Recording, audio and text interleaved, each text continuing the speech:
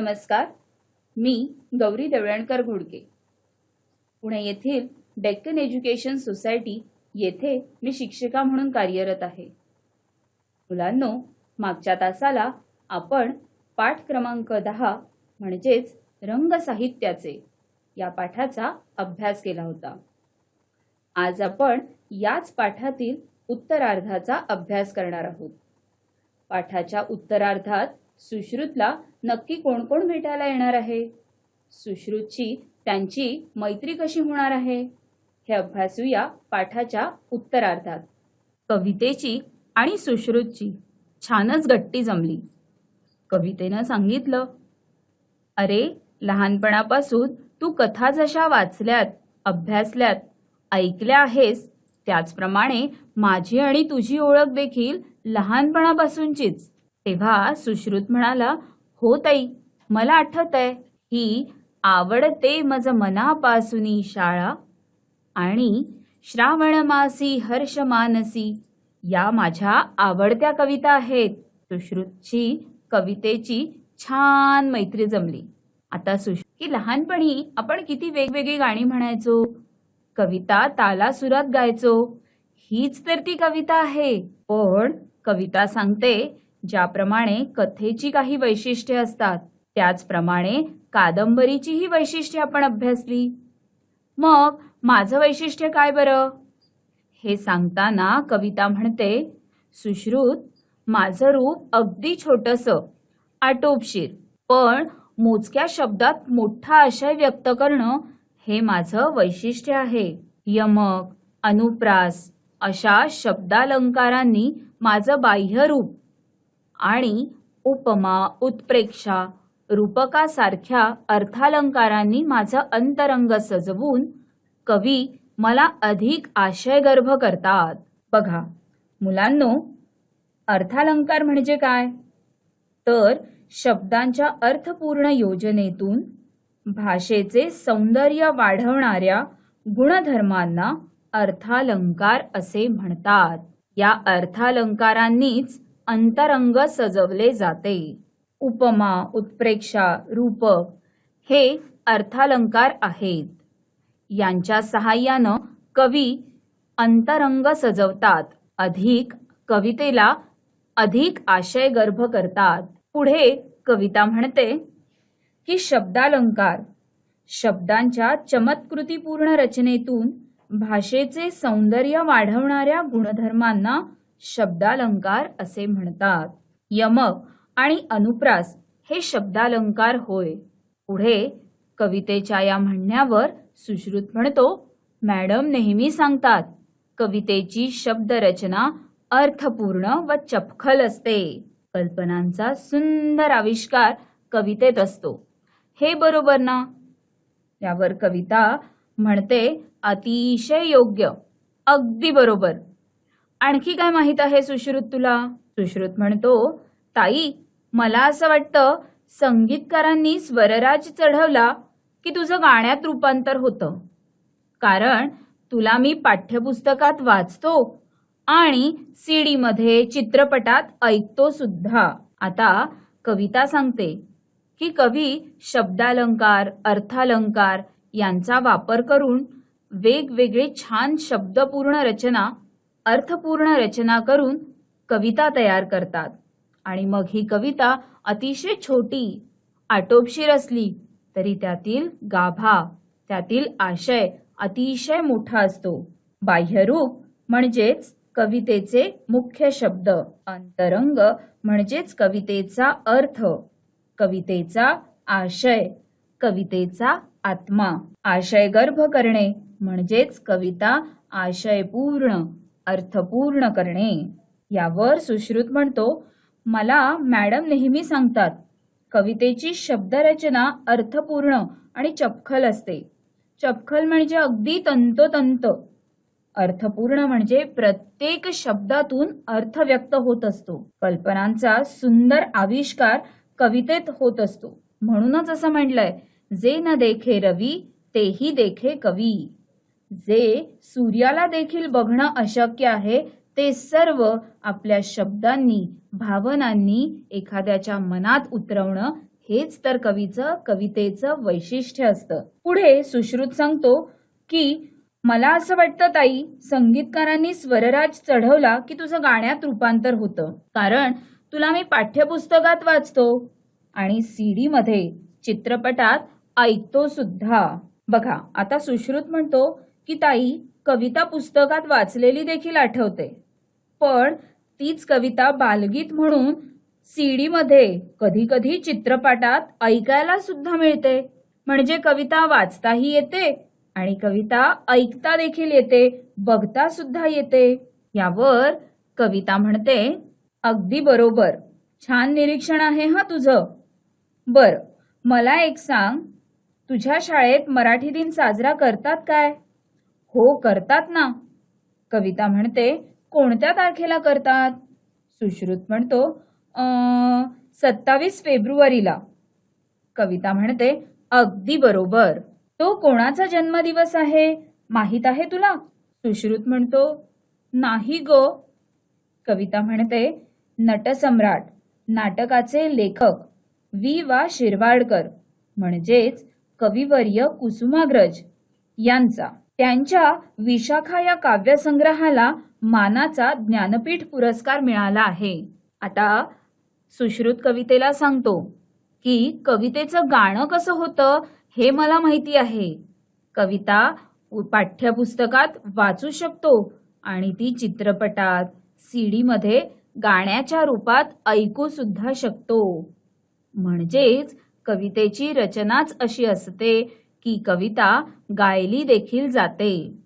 कवितेला चाल लावली की तिचं गाण्यात रूपांतर होतो. याचंच वर्णन करताना कवितेला स्वरराज चढवणे असा उल्लेख पाठात आलेला आहे.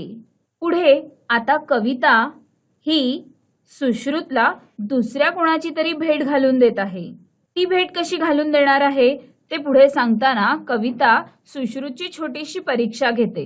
ती सुश्रुतला वेगवेगळे प्रश्न विचारते, जे त्याच्या पाठ्यपुस्तकात कधी नव्हतेच, पण त्याचा अनुभव मात्र त्याने घेतलेला होता. म्हणूनच कविता सुश्रुतला विचारते, आधी त्याचं कौतुक करते आणि म्हणते, छान निरीक्षण आहे हा तुझं. बरं, मला एक सांग, तुझ्या शाळेत मराठी दिन साजरा करतात का? सुश्रुत अगदी आवडीनं उत्तर देतो, हो, करतात ना. कविता विचारते, कोणत्या तारखेला करतात?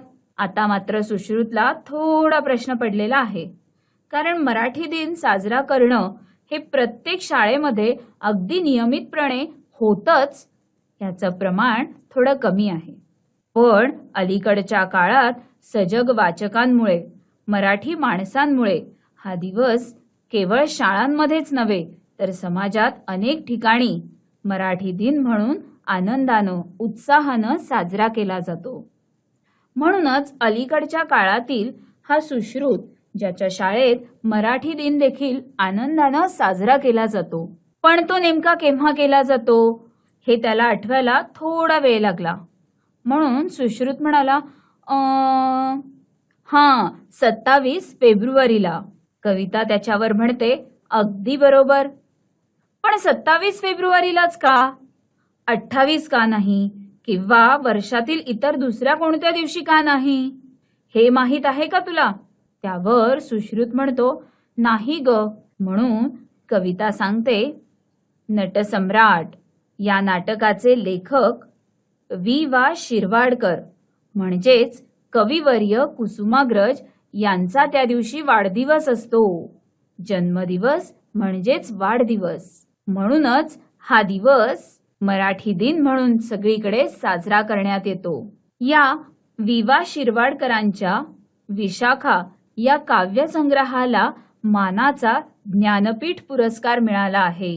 सुश्रुत म्हणतो, खरंच? यावर कविता म्हणते, कुसुमाग्रजांबरोबरच केशवसूत, बालकवी बाभ बोरकर, बासी मर्ढेकर, शांता शेळके, इंदिरा संत, सुरेश भट, नामदेव ढसाळ, नारायण सुर्वे अशा अनेक कवींनी मला आपल्या प्रतिभेने सजवले आहे. आपण आपला वाढदिवस कसा साजरा करतो तो आपल्या कायमस्वरूपी लक्षात राहतो.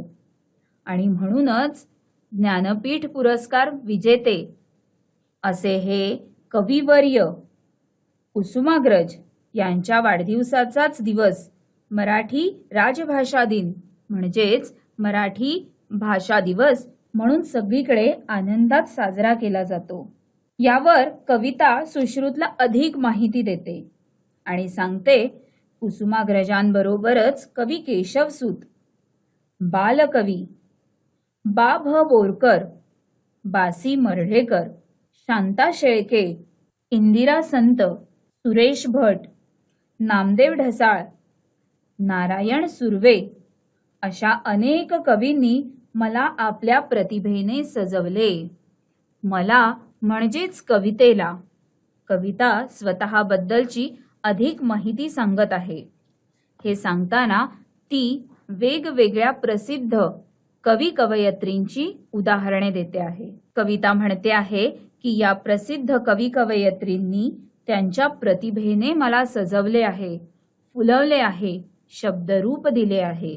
यांच्यामुळेच मी जन्माला आले आहे. मराठी माणसांच्या मनामनात माझं स्थान आहे ते केवळ या प्रसिद्ध कवी आणि कवयित्रींमुळेच. मुलांनो, प्रतिभा म्हणजेच कलाकारात उपजत असणारी कला निर्मितीची शक्ती, त्यालाच प्रतिभा असे म्हटले जाते.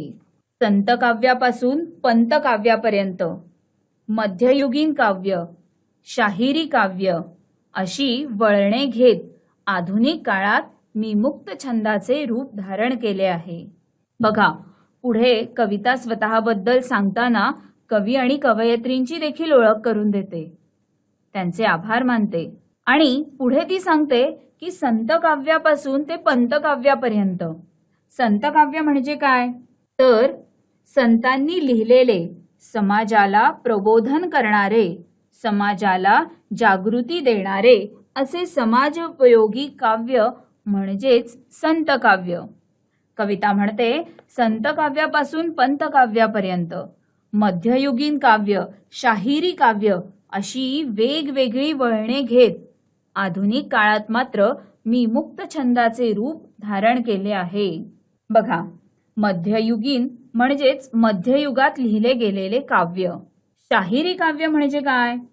तर शाहिरांनी समाजाला इतिहास सांगण्यासाठी, समाज प्रबोधन करण्यासाठी, महान लोकांचे कौतुक करण्यासाठी, मनोरंजनासाठी तयार केलेला हा एक साहित्य प्रकार आहे. यामध्ये लावणी, पोवाडे यांचा देखील समावेश होतो. कविता म्हणते माझा प्रवास वेगवेगळी वळणं घेत होत गेलेला आहे आणि आता आधुनिक काळात म्हणजे आजच्या काळात, नवीन काळात मी मात्र मुक्त छंदाचे रूप धारण केलेले आहे. आता कविता मुक्त छंदात दिसतात, ऐकू येतात, वाचायला मिळतात. हा कवितेचा प्रवास तिने सुश्रुतला सांगितला आहे. पुढे नाटक म्हणतो, होय सुश्रुत, ओळखलंस का मला? सुश्रुत म्हणतो, तू कोण आहेस रे? नाटक म्हणतो, माझ्याकडे बघ म्हणजे तुला कळेल. मुलांनो, आता सुश्रुतला कवितेनंतर कुणीतरी दुसरा मित्र भेटायला आलेला आहे. त्याचं नाव काय आहे? अर्थातच नाटक. बघा, नाटक आपली ओळख काय करून देतो? सुश्रुत म्हणतो, अरे नाटक दादा तू?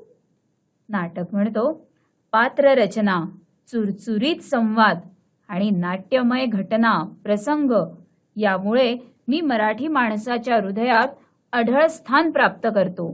तुला माहीत आहे, माझं रंगमंचावर सादरीकरण होणार आहे याचे भान ठेवूनच नाटककारांनी माझी मांडणी केलेली असते.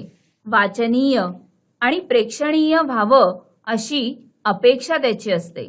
सुश्रुत म्हणतो, मी कालच एक धमाल बालनाट्य बघितलं. त्याचं दिग्दर्शन उत्तम होतं असं बाबा म्हणाले. नाटकदादा म्हणतात, वाह, छान. अरे, दिग्दर्शकासाठी मला दिग्दर्शित करणं हा आनंददायी अनुभव असतो.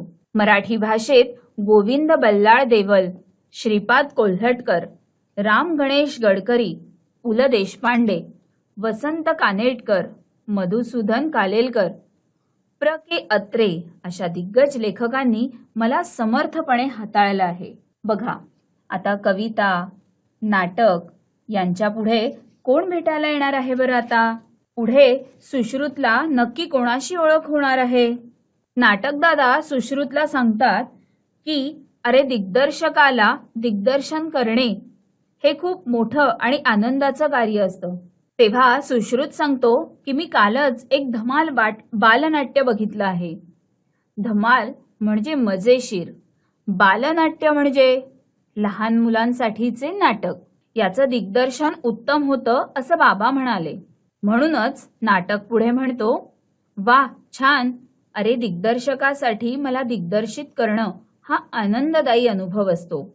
मराठी भाषेत गोविंद बल्लाळ देवल, श्रीपाद कोल्हटकर, राम गणेश गडकरी, पु ल देशपांडे, वसंत कानेटकर, मधुसूदन कालेलकर, प्र के अत्रे अशा दिग्गज लेखकांनी मला समर्थपणे हाताळलं आहे.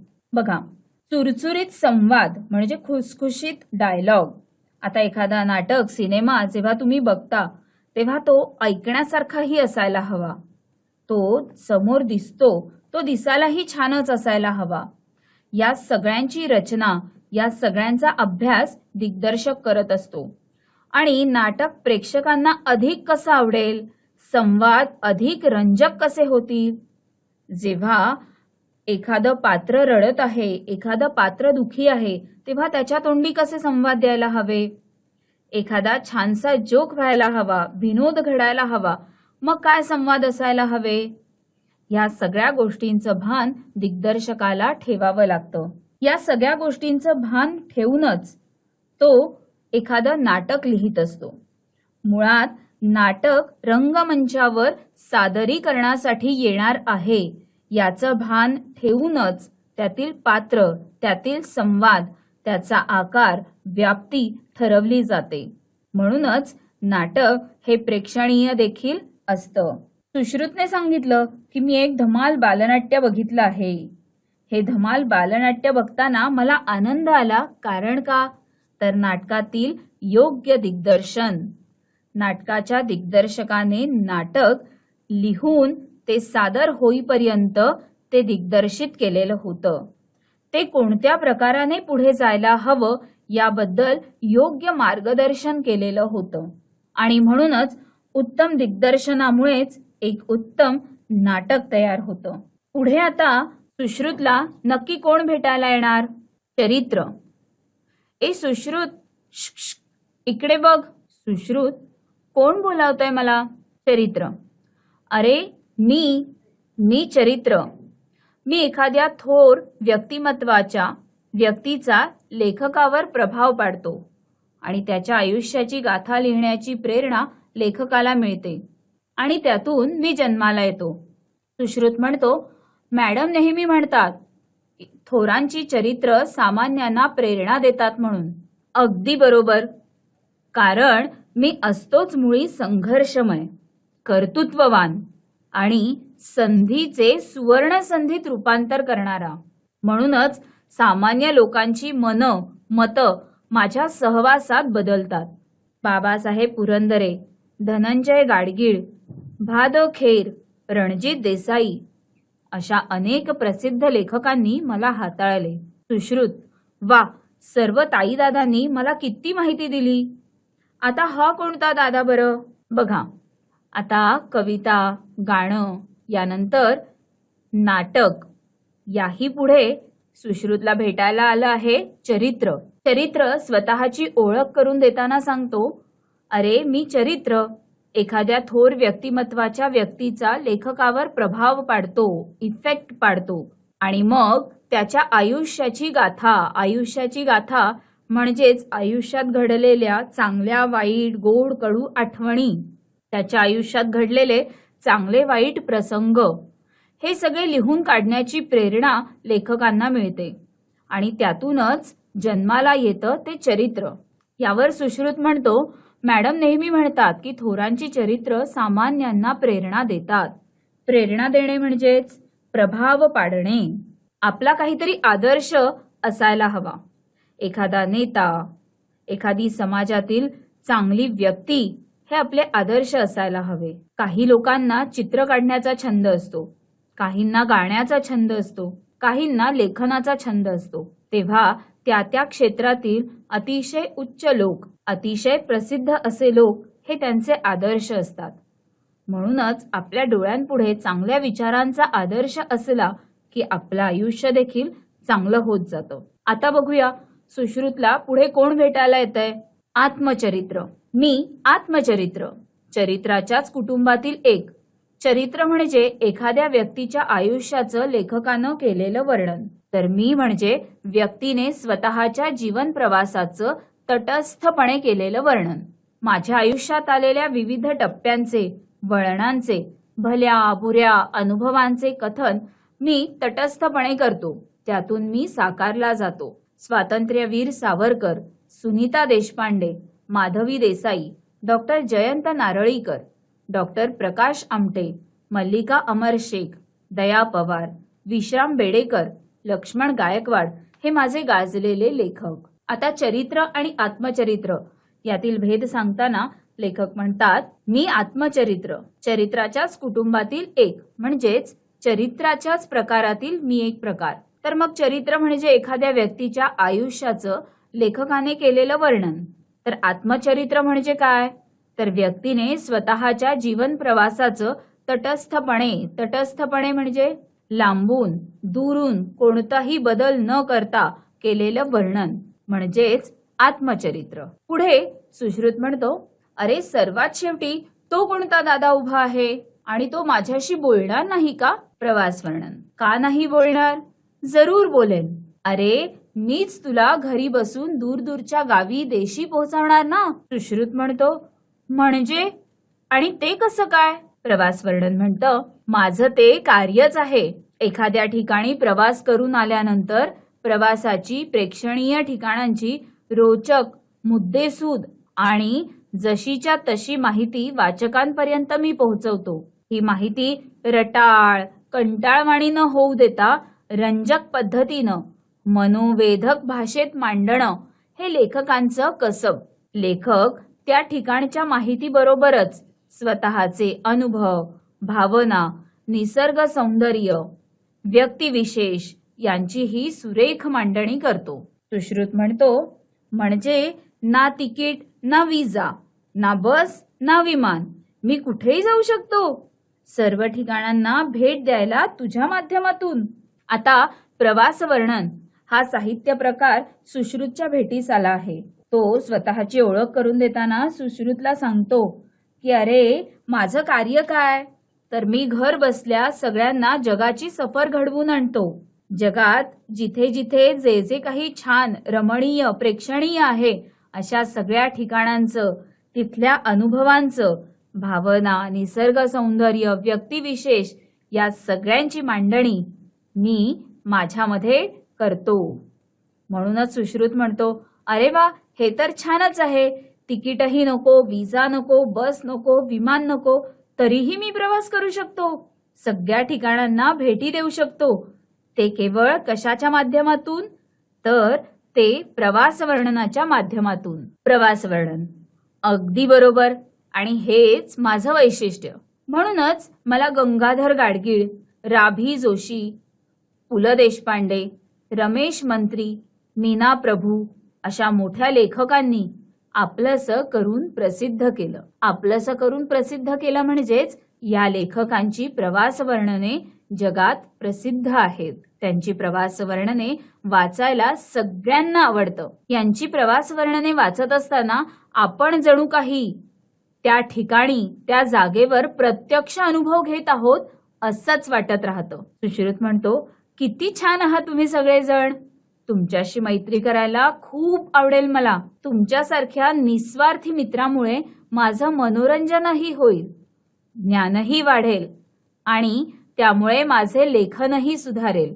आता बघा सुश्रुत म्हणतो, सगळे ताई दादा तुम्ही किती छान आहात. तुमच्या सगळ्यांशी मैत्री करायला खूप मनापासून आवडेल मला.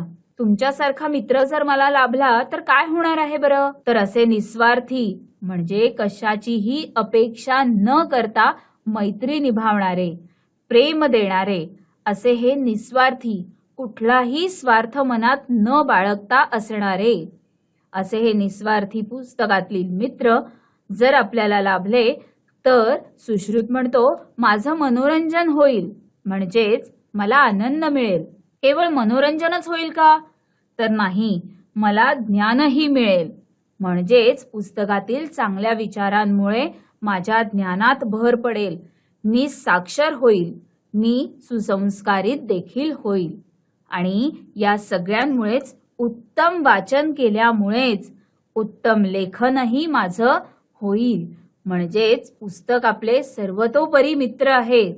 पुस्तक आपले खरे मित्र आहेत, कारण पुढे सगळेजण मिळून सांगतात आणि सगळ्यात महत्वाचं म्हणजे आम्ही तुला कधीच सोडून जाणार नाही.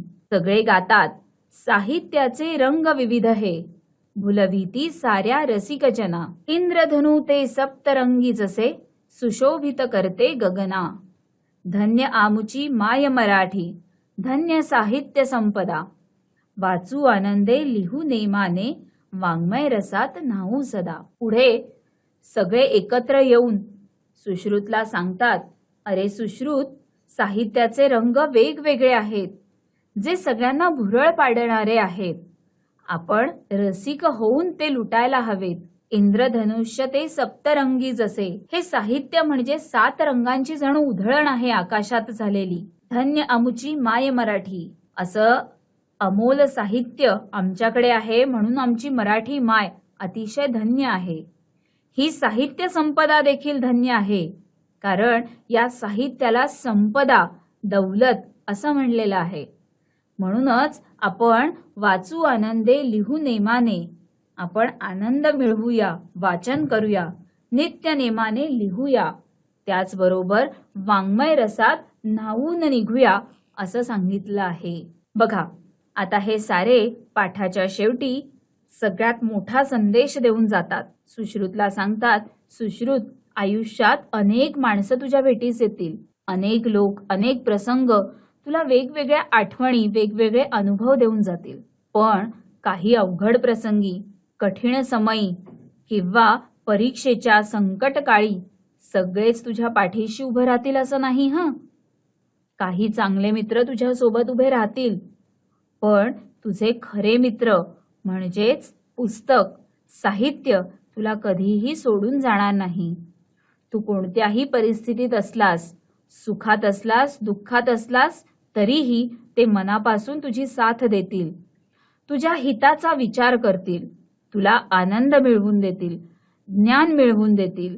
त्यामुळे तुझं लेखन सुधारेल, तुला चांगलं आणि वाईट यातील फरक कळेल, तू खऱ्या अर्थाने साक्षर होशील, खऱ्या अर्थाने देशाचा नागरिकही होशील. पण तू जर चांगली पुस्तके वाचलीस, ग्रंथसंपदा आत्मसात केलीस, तर तू तुझे विचार लेखनाच्या माध्यमातून समाजापर्यंत पोहोचवू शकशील. म्हणूनच पुस्तक हेच आपले खरे मित्र असतात असा संदेश पाठाच्या शेवटी हे सारे पुस्तकातील, साहित्यातील पात्र आपल्याला देतात. मुलांनो, आज आपण पाठ क्रमांक 10 रंग साहित्याचे या पाठाचा अभ्यास केला आहे. या पाठातील पुस्तक हेच आपले खरे मित्र कसे असतात हा संदेश आपण अंगीकारायला हवा. म्हणूनच आजपासून आपण संकल्प करूया, नित्य नेमाने लिहूया, वाचूया आणि खऱ्या अर्थाने आयुष्याचा, जगण्याचा आनंद लुटूया. चला, पुन्हा भेटूया नवीन पाठासह पुढच्या तासाला. तोपर्यंत धन्यवाद.